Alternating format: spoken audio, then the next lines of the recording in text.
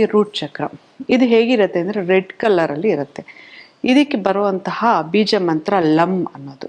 ಈ ಲಮ್ ಅನ್ನೋ ಬೀಜ ಮಂತ್ರನ ನಾವು ಪ್ರತಿದಿನ ಒಂದು 7ರಿಂದ ಅಥವಾ 10 ನಿಮಿಷ ಮೆಡಿಟೇಟಿವ್ ಸ್ಟೇಟಲ್ಲಿ ಇಟ್ಕೊಂಡು ಏಕಾಗ್ರತೆಯಿಂದ ನಾವು ಪಠಿಸೋದ್ರಿಂದ ಲಮ್ ಲಮ್ ಲಮ್ ಅಂತ ನಮ್ಮ ಎದೆಯಿಂದ ನಾವು ಉಚ್ಚರಿಸಿದಾಗ ಏನಾಗುತ್ತೆ, ಈ ಒಂದು ರೂಟ್ ಚಕ್ರ ಏನಾಗುತ್ತೆ ಆಕ್ಟಿವೇಶನ್ ಆಗುತ್ತೆ.